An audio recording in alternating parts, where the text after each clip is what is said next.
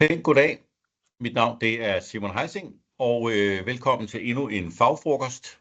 Denne gang med emnet de 5 mest bemærkelsesværdige afgørelser i 2025.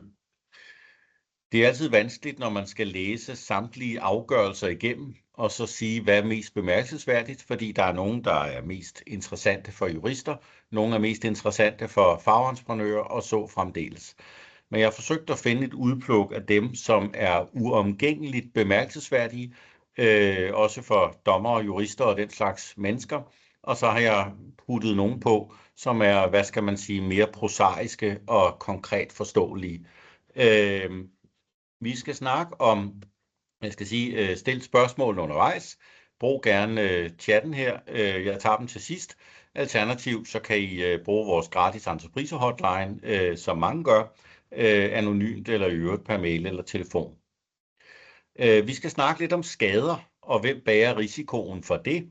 Skal entreprenøren tage den internt, eller kan man henvende sig til en bygherre? Der er kommet en bemærkelsesværdig afgørelse. Så skal vi snakke lidt om garantitræk og sagsførelse efterfølgende. Kan man godt føre samme sag 2 gange? Blev spørgsmålet, som 3 højesteretsdommere skulle tage stilling til. Så skal vi snakke om bevis for mangler. Er det også bevis for årsag, eller hvad? Og hvornår dør sagen på grund af manglende bevis, hvis man ikke er sikker på, hvad der er op og ned. Der er kommet 2 afgørelser, og dem slår jeg lidt sammen og taler lidt om det her problem mere detaljeret.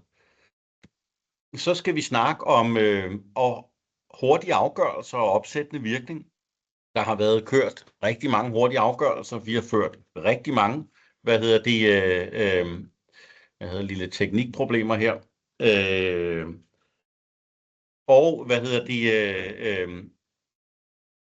Jeg lige have styr på teknikken her. Jeg stoppede med at dele 2 sekunder, de her. Undskyld. Der var lige en eller anden teknisk udfordring. Vi hopper lige tilbage til den der. Så skulle den gerne være på igen. Sådan der. Undskyld, afbrydelsen. Vi skal snakke lidt om, hvornår hurtige afgørelser har opsættende virkning. Det er jo likviditetsmæssigt utrolig interessant for de entreprenører, der måtte få medhold i dem. Og som det sidste, så har jeg lavet det, jeg kalder boblerne. Fordi der var alligevel mange afgørelser, som jeg synes, I fortjente. Og der er en lille gruppe vedrørende indeksreguleringer, der faldet 4-5 stykker, som jeg lige vil berøre. Og så er der det løse. Så lad os springe tilbage, og lad os gå i gang med den første afgørelse. Skal bygherre betale for skader mellem entreprenører? Og hvad var problemstillingen?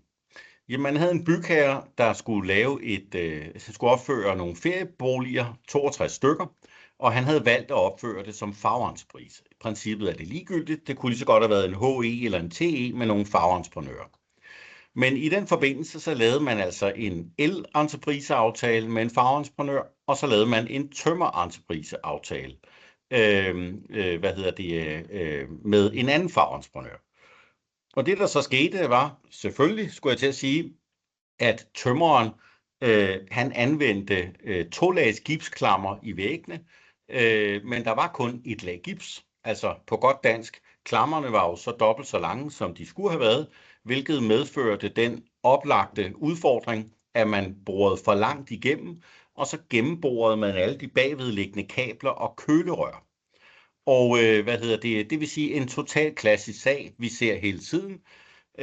Tømmeren kommer til at ødelægge el- og VVS-installationerne, der ligger nedenunder. Og hvad gør man så? Bygherre var jo sådan set ikke i tvivl, fordi paragraf 27, som den nu hedder i AB 18, paragraf 12, tror jeg det var, i AB 92, stykke 3, er jo meget klar. Der står jo, skader som entreprenører forvolder på hinandens arbejde, materialer og materiel, er bygherren uvedkommende. Det er jo en meget, bombastisk regel, som bliver læst op af de fleste bygherrer, og som jo for bygherrerne er super fed, fordi der kan jo ikke herske nogen tvivl her. Skader som entreprenører forvolder på hinandens arbejde, materialer og materiel, er bygherren uvedkommende. Så kan det ikke siges mere klart. Men hvad sagde voldgiftsretten til det her? Fordi man kan jo sige, jamen, det vil jo så betyde, at el-entreprenør og VVS-entreprenør altså er forpligtet til at lave det hele om, må rette kravet til tømmeren, og må i øvrigt bære risikoen for, at tømmeren måske er konkurs, er underforsikret eller uforsikret, eller hvad der måtte være tale om her. Og voldgiftsretten var meget klar. Det de siger, det er, at bestemmelsen er udtryk for en almindelig regel om ansvar for skader uden for kontraktsforhold. Og så siger de videre, at bestemmelsen må forstås således, at den kun omfatter skader uden for kontraktforhold, men ikke skader, som skyldes, at entreprenører har begået ansvarspådragende fejl under udførelsen af sine entrepriser. Altså, i det her tilfælde, så må bygherren rette erstatningskrav mod den ansvarlige entreprenør for reparationsomkostningerne. Det er jo lidt interessant. Og så henviser man i øvrigt til paragraf 53 stykke 1, som handler om entreprenørens ansvar for følgeskader. For hvad står der i paragraf 53 stykke 1? Det er en af de mest oversete bestemmelser i AB. Det er jo, at en entreprenør er ansvarlig for følgeskader, hvis man har handlet culpøst, men altså underforstået ikke, hvis man ikke har. Så det man egentlig gør her mesterligt, det er, at man jo nærmest fjerner, vil jeg våge at påstå, 95% af hele den her bestemmelse, som den er forstået i almindelig praksis på byggepladser. Fordi det, man egentlig siger, det er, jamen det kan da godt være, at elektrikeren må henvende sig ud fra, hvad bestemmelsen umiddelbart siger, men det gælder altså kun under nogle særlige omstændigheder, og det gælder altså ikke, hvis det er skader, som skyldes, at tømmeren har begået en ansvarspådragende fejl under udførelsen af sin entreprise. Og det vil tømmeren jo have, hvis man bruger klammer, der er dobbelt så dybe, som de skulle være, dobbeltlæsklammer. Og det, der er super interessant her, det er jo, at de fleste sager, jeg har om entreprenører, der skader hinandens arbejde, det handler jo om den situation, hvor at entreprenørerne har gjort noget dumt, altså lavet noget, som må karakteriseres som ansvarspådragende fejl. Det er nogen, der har trådt på isoleringen. Altså, det er vel for pokker en ansvarspådragende fejl. Det er nogen, der har glemt at lukke for vandet. Det er vel for pokker en ansvarspådragende fejl. Men det den her afgørelse jo så ikke siger, det er, hvad når vi ikke ved, hvem det er, der har ødelagt det? For det er jo det, der tit sker, når jeg har isolatører, som jeg hjælper, og deres isolering er blevet skubbet, trykket, forrædet, eller hvad det nu er. Jamen, der er jo ikke nogen, der påtager sig ansvaret. Men her må man altså, den her afgørelse, for enhver entreprenør, bør man jo virkelig skrive sig bag øret. Fordi det, man siger, det er, at hvis en anden entreprenør skader ens arbejde, og man kan sige, det er altså en ansvarspådragende fejl, og det vil det jo i min verden meget ofte, vel nærmest stort set som hovedregel være, jamen så behøver man altså ikke at ligge og rode rundt efter den entreprenør, der har gjort det. Så kan man sådan set pege op mod bygherre og sige, du er forpligtet til at betale mig pengene. Og jeg gætter på, at vi i de kommende år kommer til at få nogle afgørelser, der kommer til at belyse det, jeg lige nævnte, nemlig, jamen, hvem bærer så bevisrisikoen? Det ved vi ikke, og jeg skal lige indrømme, jeg er ikke engang sikker på, at bestemmelsen kommer til at stå, som den er beskrevet, om den bliver modificeret lidt, fordi den begrænser i hvert fald i væsentlig grad den her problemstilling. Hvad ville være skader, som ikke er ansvarspådragende fejl, som entreprenører pådrager hinanden eller påfører hinanden? Altså, det er jo sådan set meget svært. Det skal så være den situation, at for eksempel nogen hændeligt taber noget værktøj, som skader gulvmandens gulv for eksempel. Men hvor man ikke kan sige, det er en ansvarspådragende fejl, men snarere noget, der er karakter af noget hændeligt, ikke ansvarspådragende. Der er ikke meget tilbage.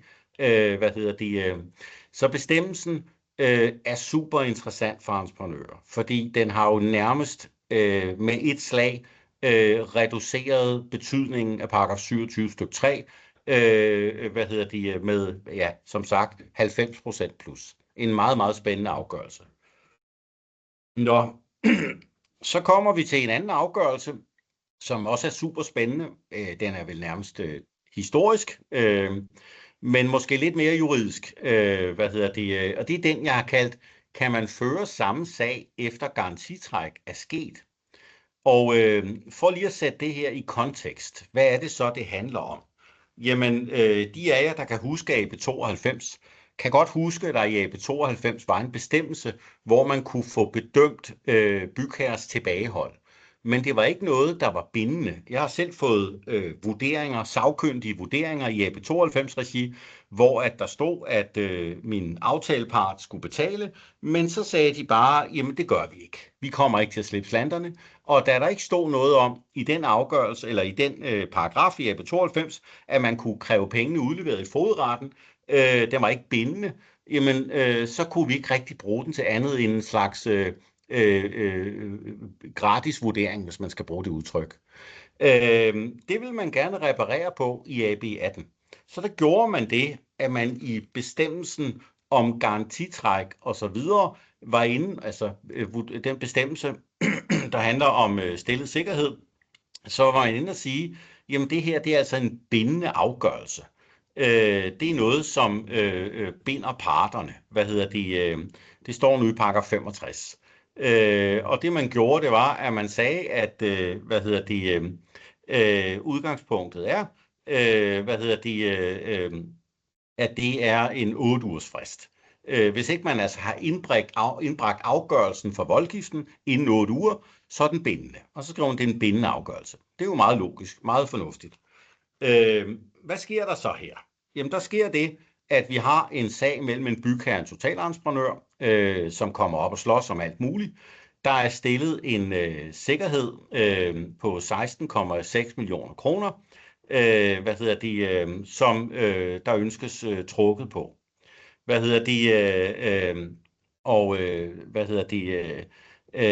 Så bliver der, for at forhindre den her garantitrækning, indgivet en anmodning om beslutning om stillet sikkerhed, og det er jo systemet i AB. Garantien skal falde som betinget anfordringsgaranti, med mindre at den anden part altså inden har bedt om, at man får en sagkyndig til at vurdere, om det er rigtigt eller forkert. Det var det, man gjorde her. Og der blev nedlagt påstand om udbetaling af 16 millioner kroner, og de sagkyndige kiggede så på sagen og fandt frem til, at der skulle kun ske udbetaling med 9 millioner. Og garantien var jo altså på 16 millioner, 16,6. Så man fik altså kun 9.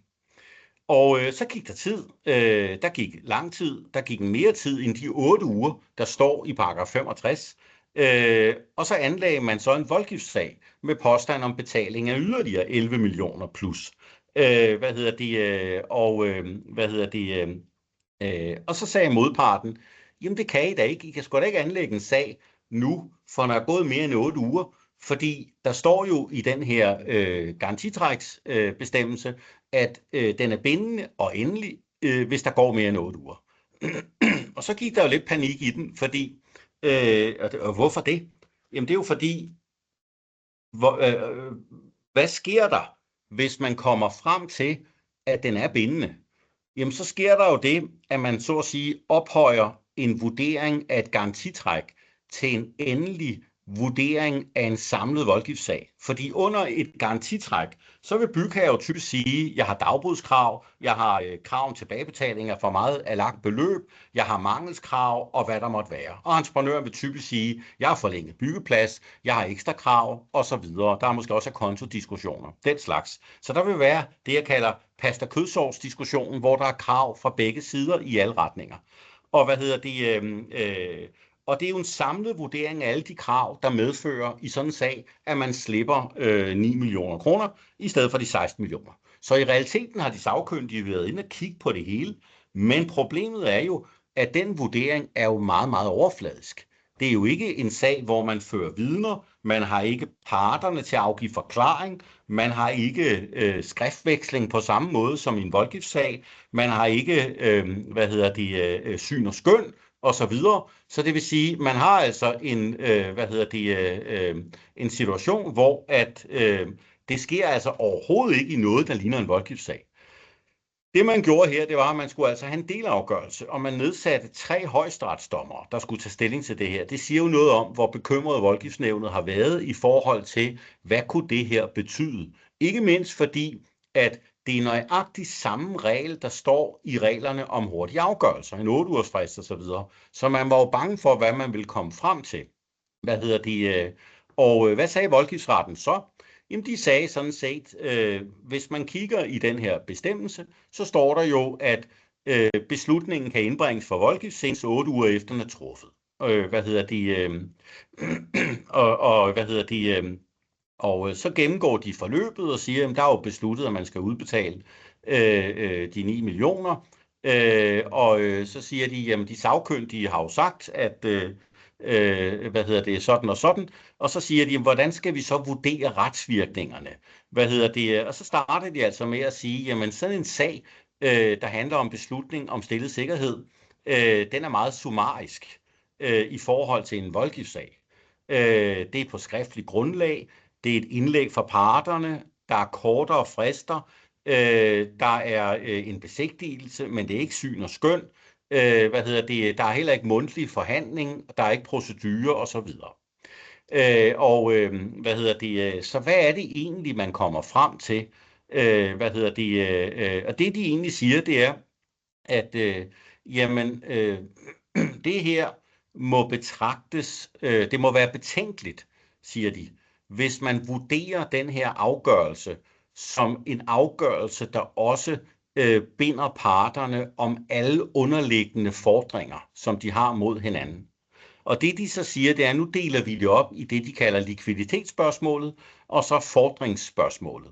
Og så siger de egentlig meget lavpraktisk, meget prosaisk, jamen en beslutning om stillet sikkerhed, der ikke indbringes for voldgiften inden 8 uger, den binder parterne, men kun vedrørende det, de kalder likviditetsspørgsmålet. Det vil sige, skal garanten udbetale pengene, eller skal garanten ikke udbetale pengene? Og der er man altså pligtig at anerkende det resultat. Men det underliggende spørgsmål, der egentlig er det, der har givet anledning til, om man skal slippe slanterne, det er altså ikke afgjort.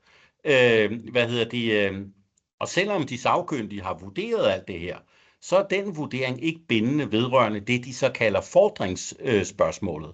Altså alle de underliggende diskussioner, jeg nævnte før, mangler, dagbod, forlænget byggeplads, ekstra krav, alt hvad der måtte være mellem parterne, det er altså ikke afgjort.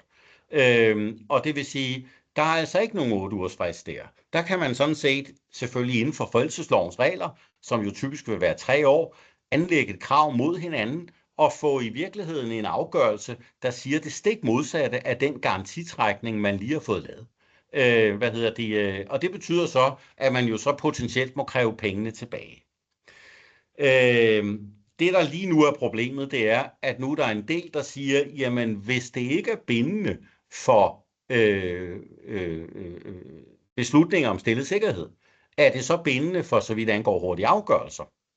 Det tror jeg nok, det er, men der kan jeg se, at jeg i hvert fald ikke er enig med en række andre kollegaer og kloge hoveder, som siger, at man altså med den her afgørelse lige nu potentielt har reddet tæppet helt væk under, at man faktisk kan få opfyldt en hurtig afgørelse, fordi den har fuldstændig samme formulering som den her bestemmelse i paragraf 65. Så det her, det er konsekvensen, konklusionen. Kan man føre samme sag efter garantitræk er sket? Ja, det kan man. Man har sådan set bare en likviditetsvurdering, men man kan anlægge nøjagtigt samme sag. Det kan du gøre inden for forældelseslovens rammer, og så kan du i øvrigt få hele skidtet omgjort, komme til det stik modsatte resultat og kræve pengene tilbage igen, hvis du har lyst til det.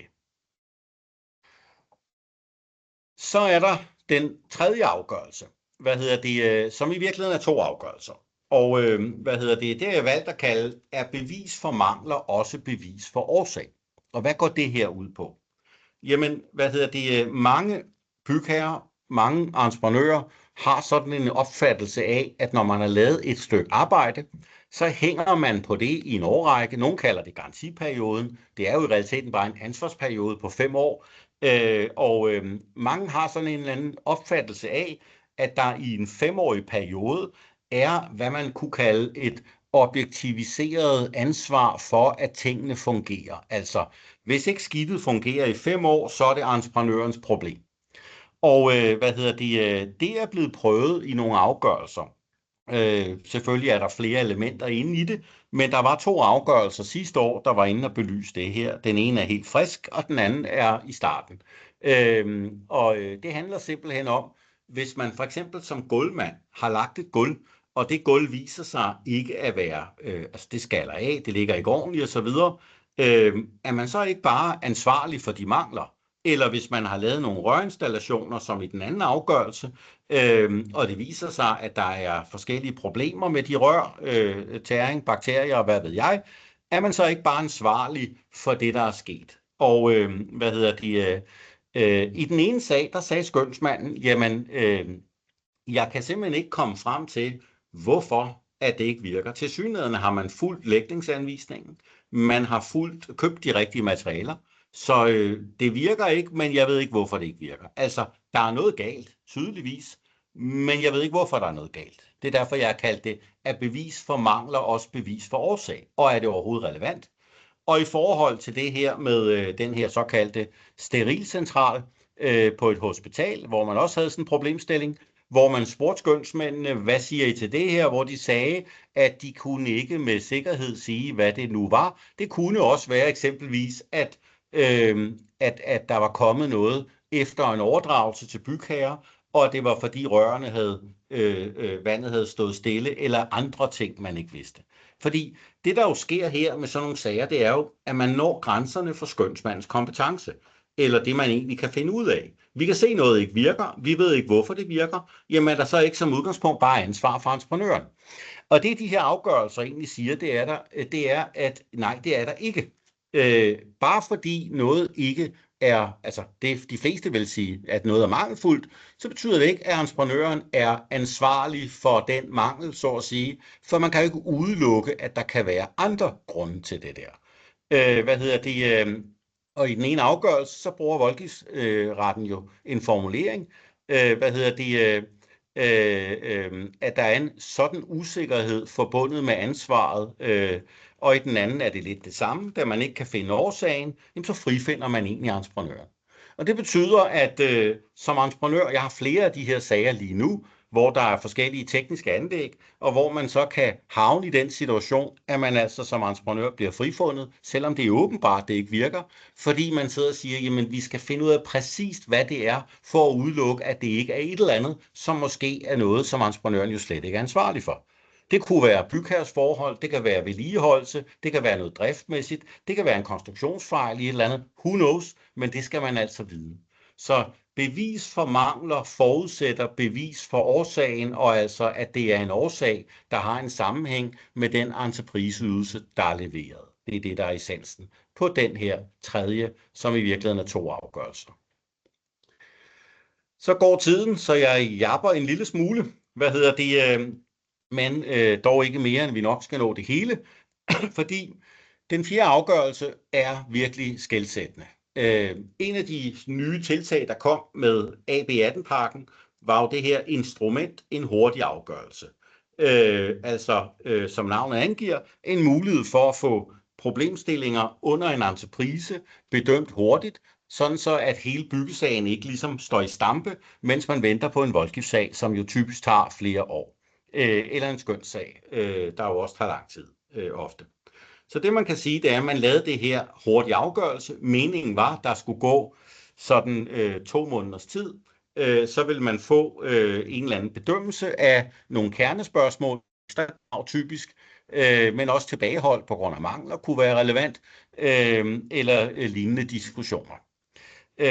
Men spørgsmålet har så været, jamen, hvordan gør vi så, når vi har fået afgørelserne?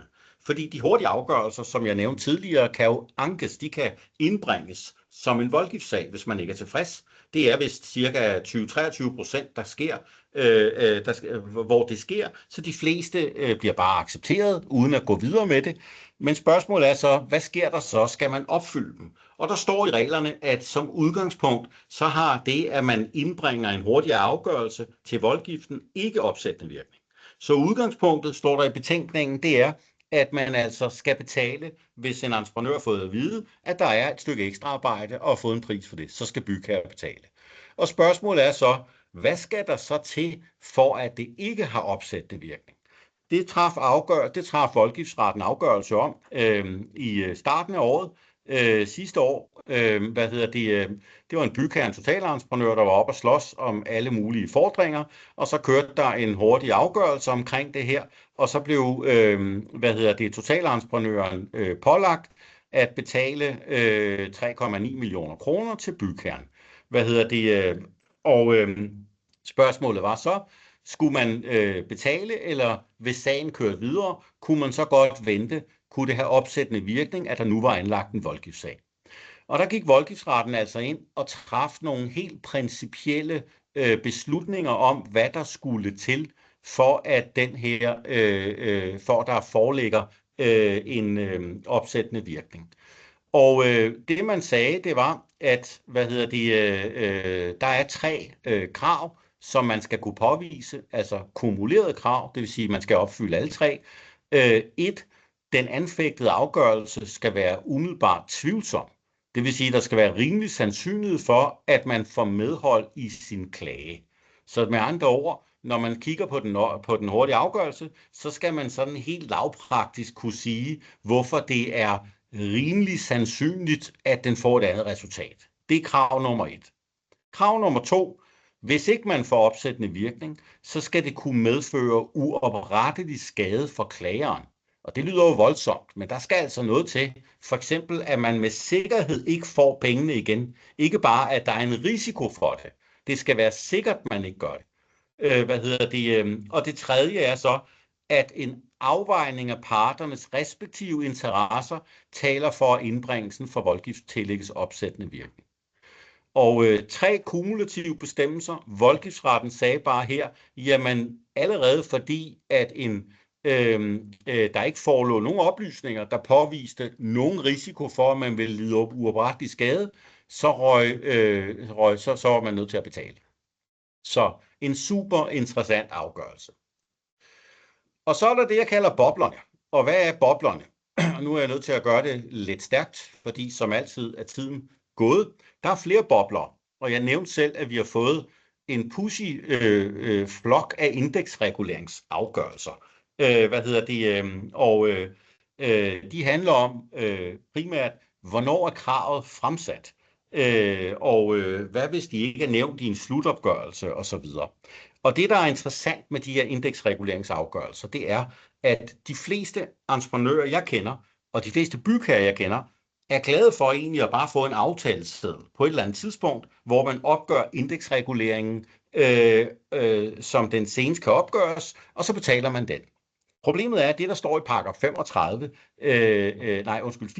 i AB, det er, at man skal lave indeksreguleringen samtidig med, at man tager sig betaling for det arbejde, som skal faktureres. Det er jo lidt mærkeligt, fordi så skal man sådan set indeksregulere på et tidspunkt, hvor man slet ikke kender indekset. Det giver jo simpelthen ingen mening. Og derfor så står der i betænkningen, så kan man lave en skønsmæssig indeksering, og så kan du efterfølgende lave det om. Det er jo ikke et system, nogen bygherre eller rådgiver eller entreprenør gider at bruge tid på. Det er jo 1000 gange nemmere bare at lave en aftaleseddel med tilbagevirkende kraft, når man kender den. Det de her afgørelser siger, det er, den går ikke, kammerat, fordi du skal i princippet gøre det samtidig med det eller tage forbehold. Og hvis du venter, så risikerer du, som de her afgørelser peger alle sammen i retning af, at du simpelthen bliver afskåret fra at komme med kravet. Og det er dyrt, og det er uheldigt. Den sidste bobler, jeg havde taget med, der er flere, men den jeg når her i dag, det er en bobler om, hvornår kan man springe et dagbodskrav. For der ligger både et spørgsmål om, kan man komme udenom dagbod, hvis man har kvaret sig nok, altså hvis man har handlet groft uagtsomt, eller kan man komme udenom den her paragraf 53 stykke 2 om indirekte krav, at man ikke hæfter for driftstab, hvis man har kvaret sig nok. Begge afgørelserne siger, det kan man godt. I begge sager kommer man frem til, at det ikke er slemt nok. Men det I bare skal vide, det er, at hvis en entreprenør altså har kvaret sig nok, eller har gjort noget med vilje, så kan man ud af de afgørelser læse, at så er der altså mulighed for at springe rammerne. Altså rejse et erstatningskrav, som jo vil være betydeligt større. Og det samme gælder altså også, hvis i den pågældende sag var det en entreprenør, der havde lavet gulvet på en lagerhal, som gjorde, at man slet ikke kunne bruge det. Det havde medført åbenbart et massivt driftstab, for man kunne slet ikke bruge det. Og så siger voldgiftsretten, jamen så kan man faktisk godt kræve driftstab af den entreprenør, hvis det er groft uagtsomt eller groft uforsvarligt. Det var det så ikke lige der. Men bare det lige at flage i de to afgørelser, at man er altså ikke beskyttet af en dagbodsklausul, eller beskyttet af en klausul om indirekte tab, hvis det er slemt nok. Nå, vi sender de her afgørelser til jer efterfølgende i chatten. Og hvis der er ikke det store her, så derfor vil jeg egentlig bare runde af og sige tak for jeres tid. Og hvis I har ønsker om at drøfte noget eller drøfte dem, så er I velkommen til at bruge vores hotline som altid. Og ellers så håber jeg, at vi ses til vores kommende fagfrokoster. Denne gang, eller næste gang, bliver det fokus på kommunernes erstatningsansvar i praksis. Mange tak for i dag.